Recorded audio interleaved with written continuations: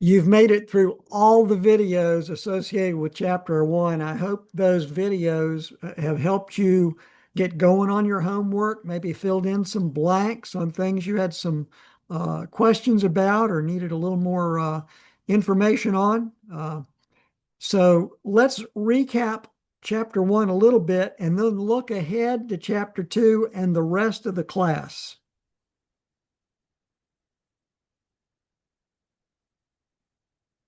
So here we go. This is our a recap of what we did in Chapter 1 and planning ahead. So on my planning ahead, I want to encourage you to start thinking like an engineer. So here's a picture of you in your head.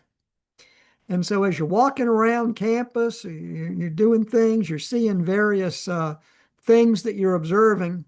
You might think to yourself, is that situation an open system or a closed system? It's a way to start thinking like an engineer. Uh, you start thinking about properties. How might I measure or how would I quantify things like volume or pressure or density, temperature, energy? How might I quantify some of those? What kind of situations might I be able to analyze and maybe solve, come up with a solution where there's some mechanical or physical problem? So I just want to get you thinking about how using your head throughout your whole day, thinking like an engineer. Got some friendly advice for you. So many students, I hear this phrase all the time when I'm interacting with students. I get I don't get mad. I do kind of enjoy it.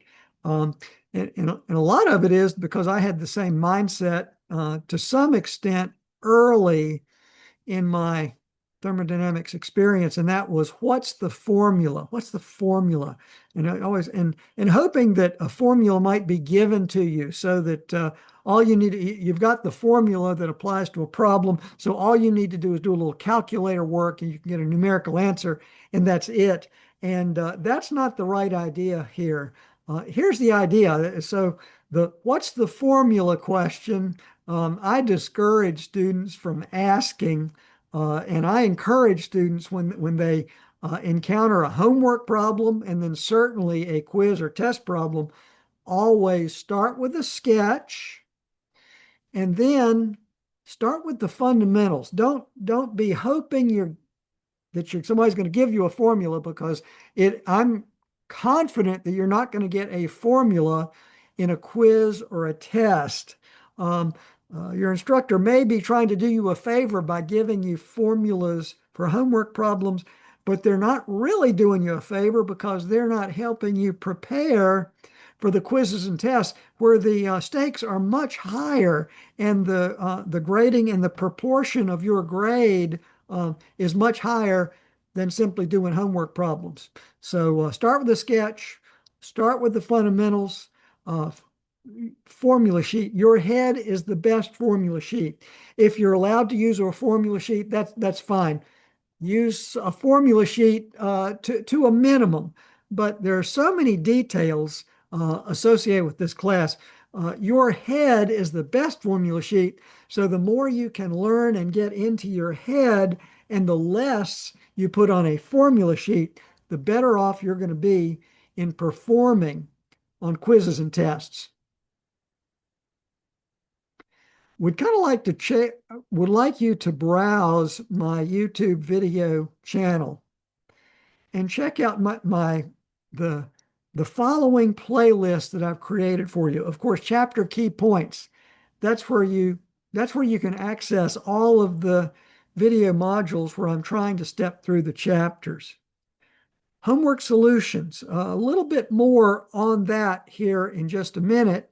If you check out that playlist, you'll see that I've worked out start to finish one of the textbook homework problems assigned in chapter 1.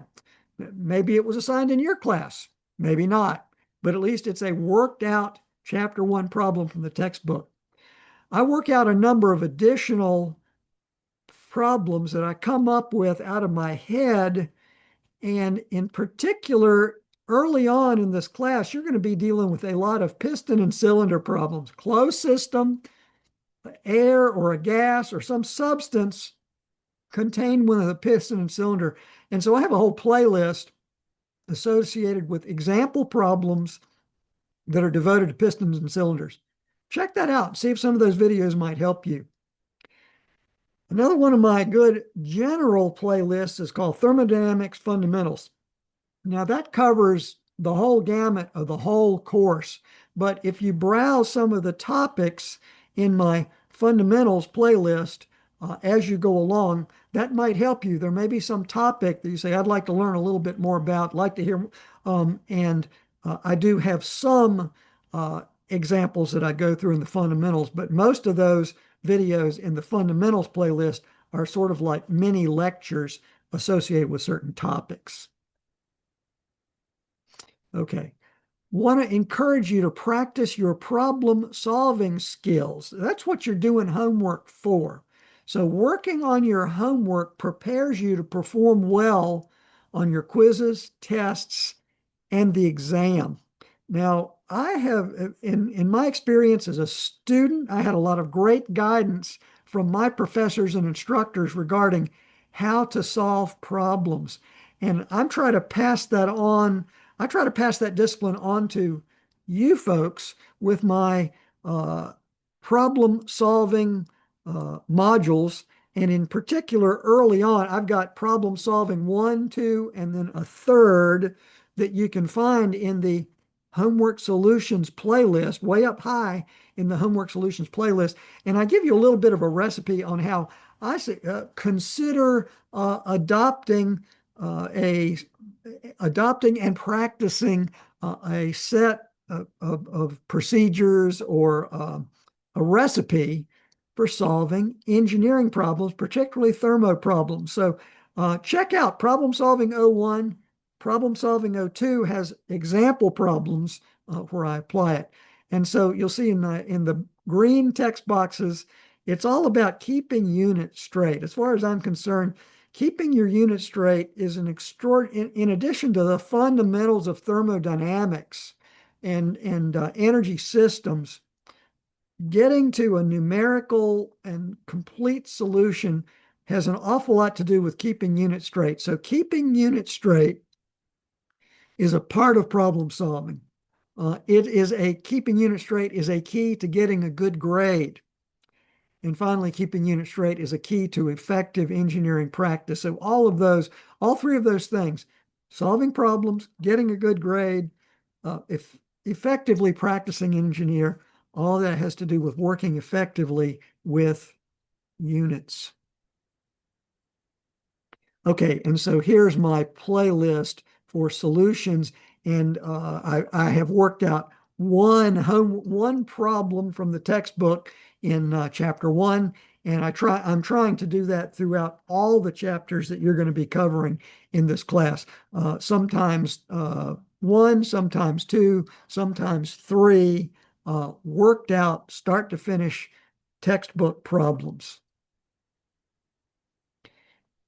And finally, here is a quote from a guy named Seneca.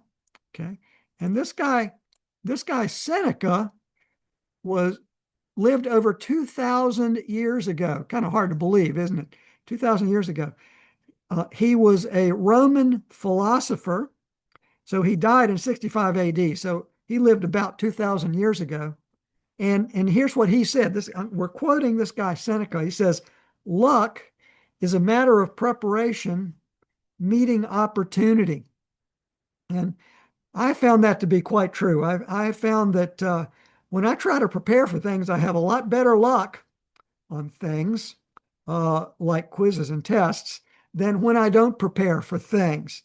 And I've got a mix of both. So what is preparation? What would you see as preparation?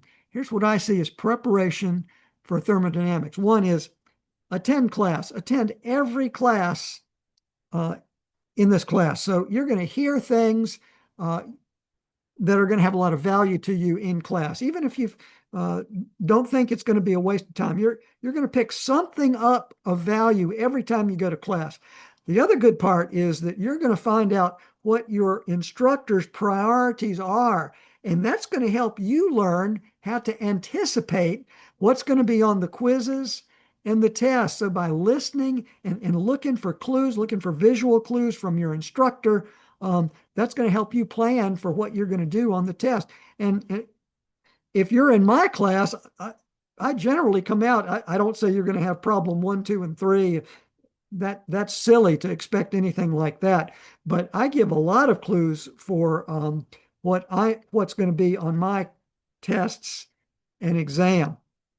Ask questions in class. So do not get brave. Do not hesitate to raise your hand, ask a question in class, slow the instructor down in a respectful manner where you have questions, where you'd like to get some clarity. Um, Ask questions in class, interact with your fellow students, and that's going to help you get clarity on things you want to ask questions about. Would encourage you to browse the textbook material. I know we're supposed to say you dissect, you read the textbook material, you read everything, and then work on your homework. You're under big time crunches, and so I think about the best that I can recommend you do is to do the best you can do to browse your textbook material. And also, extraordinarily important in terms of preparing for quizzes and tests, keep up with the homework. Do the best you can to not fall behind. Plan your time, keep up with your homework. And those are some keys to having good luck in this class.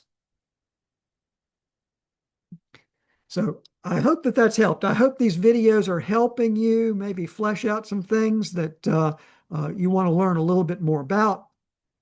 Hope that some of these homework solutions are helping you out. Some of the example problems are helping you out. But I also realize, of course, it's your hard work that's going to win the day.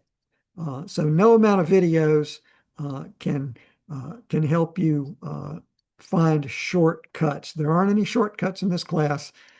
Recognize that this class is going to be a lot of hard work. So good luck and keep watching these videos if you believe they're helping you out.